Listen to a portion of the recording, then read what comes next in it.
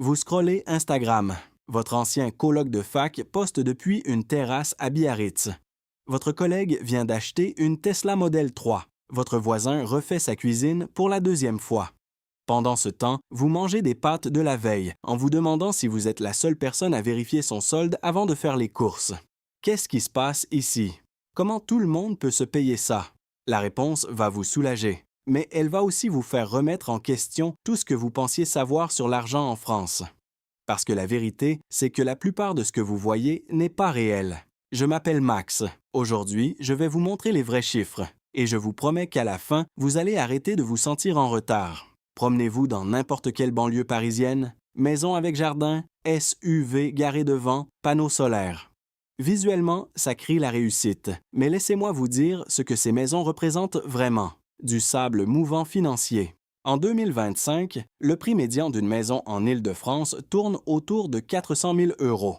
Pour un crédit avec 20 d'apport, ça fait 80 000 euros. La plupart des gens ne les ont pas, alors ils mettent 5, parfois 3 ils financent presque tout. Un crédit de 380 000 euros à 3,8 sur 25 ans, c'est 1 600 euros par mois. Ajoutez taxes foncières, assurances, charges, vous montez à 2 000 euros. Pour quelqu'un qui gagne le revenu médian de 2 600 euros net, c'est 77 du salaire. La règle, c'est 30 maximum. Ces gens explosent le plafond. Ils ne sont pas riches. Ils sont prisonniers de leur maison. Chaque euro est déjà dépensé avant d'arriver. Parlons de ce qui est garé dehors. Une voiture neuve crie « J'ai réussi ».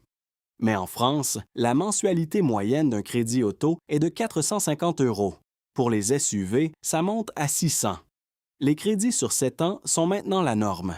Un SUV à 40 000 euros à 4 sur 7 ans, c'est 530 euros par mois. Assurance, 100 euros. Essence, 150. Entretien, 50. Vous êtes à 830 euros mensuels, juste pour cette voiture. Pour quelqu'un à 2 600 euros net, c'est 32 du revenu. Ajoutez les 2 000 du crédit immobilier. Vous dépassez votre salaire. Et on n'a même pas parlé de nourriture. C'est comme ça que les gens financent leur style de vie. Ils ne le financent pas, ils simulent l'apparence en vivant dans l'urgence financière permanente. Mais certaines personnes ont vraiment de l'argent, non? Parlons patrimoine. Pour les Français de moins de 35 ans, le patrimoine net médian est d'environ 15 000 euros. Ça inclut tout. La plupart n'ont essentiellement rien. Entre 35 et 44 ans, le patrimoine monte à 80 000 euros. Ça semble mieux jusqu'à ce que vous réalisiez que pour les propriétaires, la majorité est bloquée dans la maison. Le patrimoine liquide est souvent une fraction. Même entre 45 et 54 ans, le patrimoine médian n'est que de 160 000 euros. La moitié de la population a moins que ça. Le style de vie influenceur que vous voyez sur Instagram est construit sur du crédit, pas sur de la richesse. Voici un morceau du puzzle dont personne ne parle. Environ un tiers des jeunes adultes de 18 à 34 ans vivent encore chez leurs parents. Vivre chez papa-maman élimine le loyer, les courses, les factures. Ça libère une énorme quantité d'argent. Si vous gagnez 30 000 euros par an et vivez chez vos parents, vous avez peut-être 1 800 euros disponibles par mois. Vous pouvez vous payer le crédit auto de luxe, les week-ends à Barcelone, les fringues de marque. Vous avez l'air riche parce que vous avez éliminé votre plus grosse dépense. Pendant ce temps, la personne qui gagne 45 000 et paie son loyer a moins d'argent de poche que vous. Ce n'est pas une critique, mais ça crée une comparaison faussée. Vous regardez le style de vie de quelqu'un et vous supposez qu'il gagne beaucoup plus. En réalité, il dépense juste beaucoup moins sur l'essentiel. Ensuite, il y a le filet invisible. Environ 50 des parents avec des enfants adultes leur fournissent une aide financière régulière. Le montant moyen est d'environ 1 000 euros par mois. Aide au loyer, crédit auto, assurance, courses. Quand vous voyez quelqu'un de 28 ans conduire une BMW neuve et vivre dans un bel appart à Lyon, il y a de bonnes chances que papa et maman subventionnent une part significative. Et vous ne le saurez jamais. Ils ne vont pas poster ça sur Instagram. Ça crée ce que j'appelle l'effet revenu invisible. Vous comparez votre réalité financière entière à la façade soigneusement curée de quelqu'un d'autre. Cette façade est peut-être construite sur du soutien parental, de la dette, des petits boulots jamais mentionnés ou de l'héritage. Parlons investissement. Entrez dans n'importe quel bureau et vous entendrez les gens parler de leur PEA, de leur assurance vie. Ça crée l'impression que tout le monde investit. Mais seulement environ 30% des Français possèdent des actions. 70% n'ont aucune exposition au marché. Et parmi les 30% qui investissent, beaucoup ont des montants faibles. Le solde médian d'épargne retraite pour les Français, dans la trentaine, est sous 15 000 euros. Ce n'est pas le portefeuille diversifié que vous imagineriez. Ce que vous voyez, c'est un biais de sélection. Les gens qui parlent d'investissement sont ceux qui investissent. Les autres ne diffusent pas qu'ils n'ont rien. Alors vous finissez dans des environnements où on a l'impression que tout le monde cartonne, quand la plupart gardent à peine la tête hors de l'eau. Même parmi les hauts revenus, près d'un Français sur 4 gagnant plus de 70 000 euros par an vit d'un salaire à l'autre. Comment? Parce que revenus et richesse ne sont pas la même chose. Vous pouvez avoir un salaire à 6 chiffres et être fauché si vos dépenses évoluent avec. Le terme psychologique pour ça s'appelle la théorie de la comparaison sociale. Les humains sont programmés pour évaluer leur succès en se comparant aux autres. Ce n'est pas un défaut. C'est de la biologie. Le problème, c'est que dans le monde moderne, votre groupe de comparaison a explosé. Avant, c'était vos voisins, vos collègues. Maintenant, c'est tout le monde sur Internet. Vous vous comparez à des gens dans des tranches d'imposition différentes, des pays différents, des stades de vie différents. Sans aucun contexte, vous jouez à un jeu où vous ne connaissez le score de personne, mais vous supposez qu'ils gagnent tous. Il y a aussi l'effet groupe de référence. Si vous traînez avec des gens qui dépensent beaucoup, vous allez dépenser plus. Si votre cercle social loue des voitures de luxe et prend des voyages 2 fois par an, vous allez sentir que c'est la base. Vous allez vous sentir pauvre même si objectivement vous allez bien. C'est pourquoi la dérive du style de vie est si dangereuse. Vous commencez à vous comparer à un niveau supérieur de dépensier, ce qui vous fait sentir que vous prenez du retard même si vos revenus montent. Soyons honnêtes, certaines personnes vont vraiment bien, mais elles sont plus rares que vous ne le pensez. Seulement environ 7% des ménages français gagnent plus de 100 000 euros par an. Seulement 1% gagnent plus de 200 000. Les ultra-riches que vous voyez en ligne, les gens avec les Porsche et les maisons sur la Côte d'Azur, ce sont des exceptions statistiques. Vous vous comparez au centile supérieur. C'est comme regarder des athlètes olympiques et se sentir mal de ne pas courir un marathon en 3 heures. Autre facteur, les revenus complémentaires. Environ 40% des Français ont une forme de revenu secondaire. Freelance, travail de plateforme, petite entreprise, Vinted, Le Bon Coin. Beaucoup de ces revenus ne sont jamais mentionnés sur les réseaux. Vous voyez quelqu'un vivre un style de vie qui ne correspond pas à son job. Vous supposez qu'il est endetté ou riche. La réalité, c'est peut-être qu'il tire 2 ou 3 000 euros de plus par mois d'un truc qu'il mentionne à peine. Ce n'est pas de la tromperie, c'est de la vie privée. Mais ça déforme votre perception. Ensuite, il y a le timing.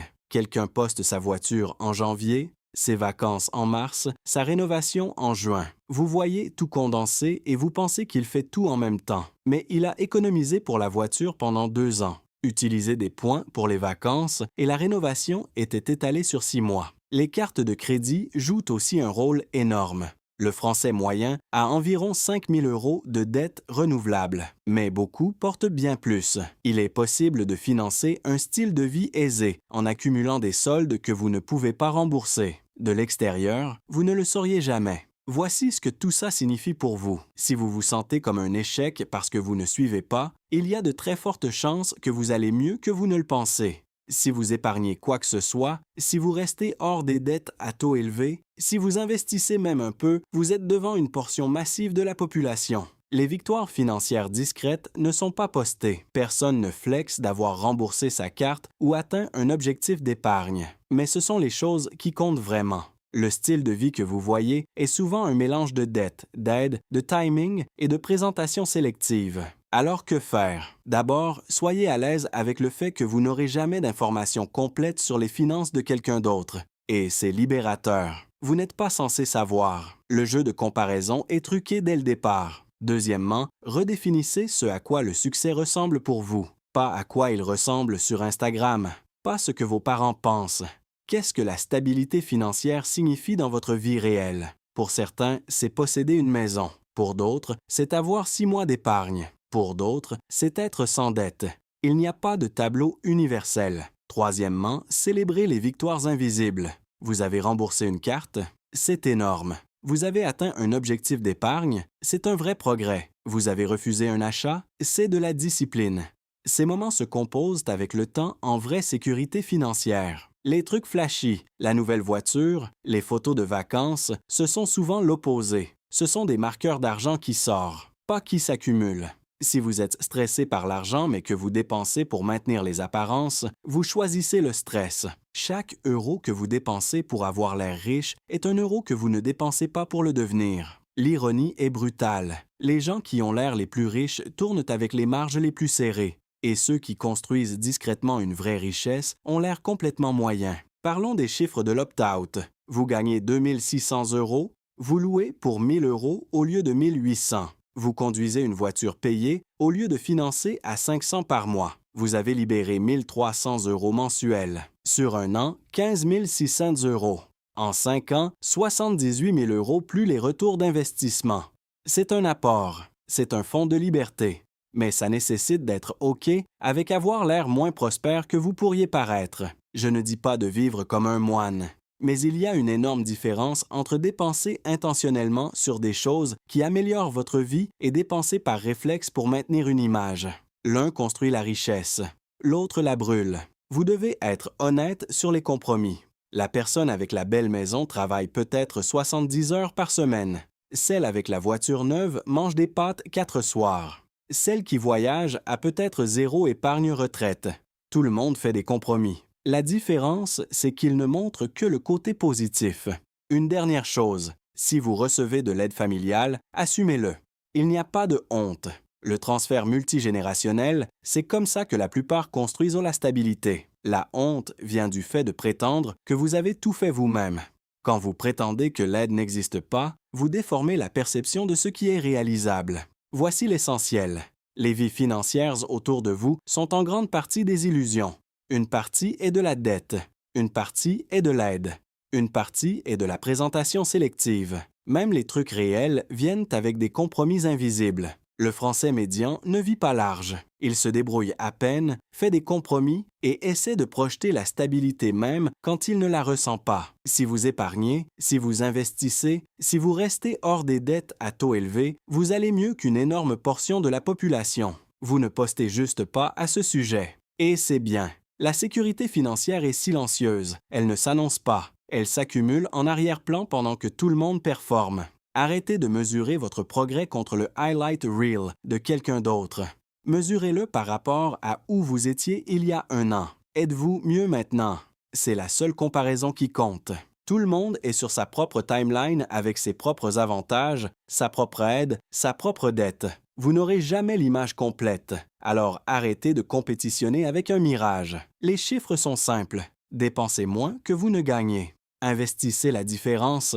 Évitez la dette. Répétez. Ce n'est pas glamour.